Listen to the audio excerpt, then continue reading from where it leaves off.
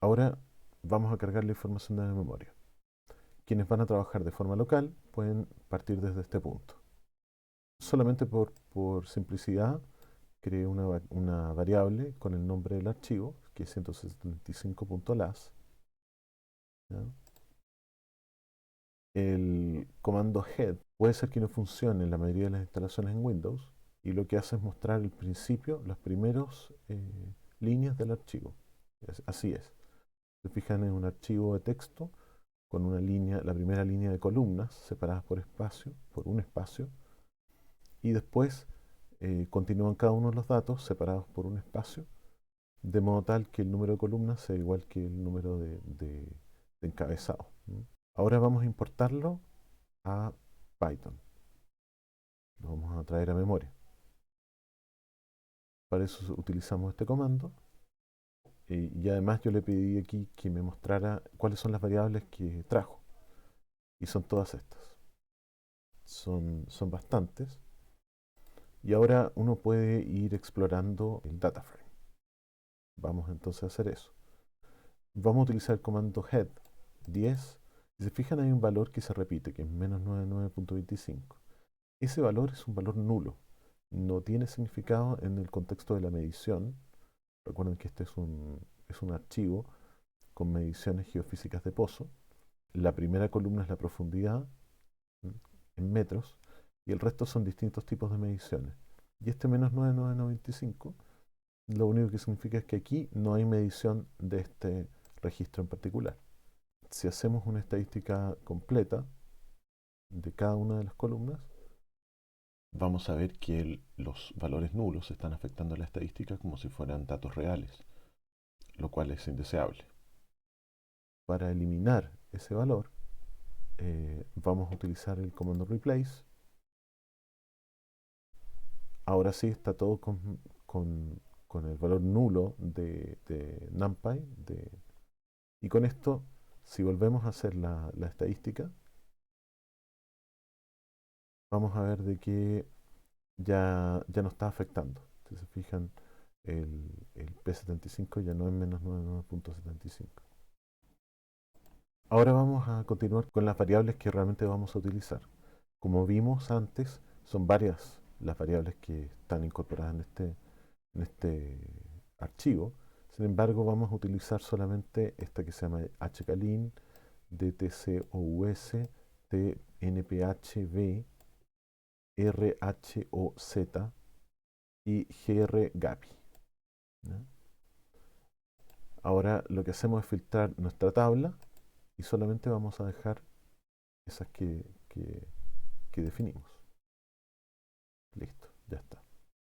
Vamos a utilizar lo que es DTCO, que es la lentitud acústica de la onda compresional de la formación, que está expresada en microsegundos pie, que es el inverso de una unidad de velocidad, por eso es lentitud.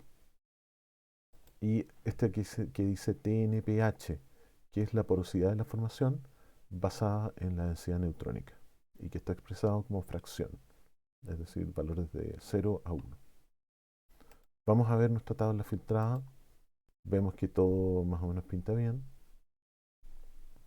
Vamos a partir analizando esta variable que se llama DTCOUS, que como ya lo había mencionado es la lentitud de la onda, la lentitud acústica.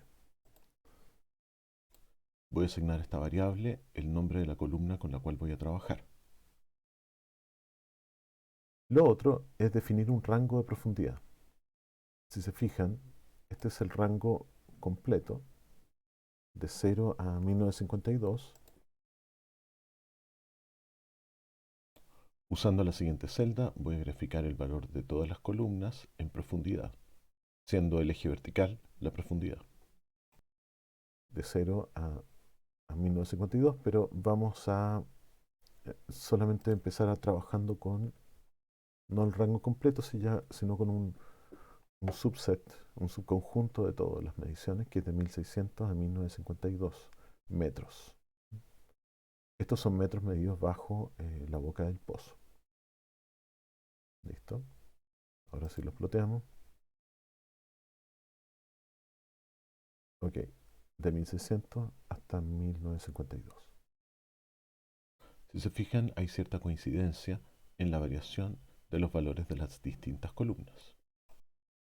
Y esto es porque corresponde a variaciones litológicas que se expresan en las distintas mediciones. Vamos entonces a hacer algunos cálculos estadísticos básicos, solamente para que conozcan los valores, cómo se obtienen.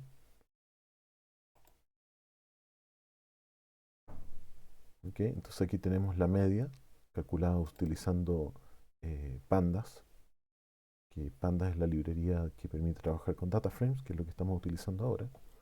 La media calculada con un ciclo sin usar librerías adicionales. La media geométrica está utilizando SciPy.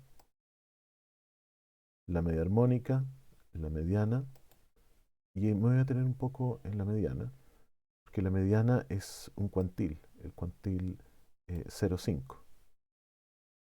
Esto lo vamos a seguir utilizando cuando hagamos las tablas, la función densidad de probabilidad.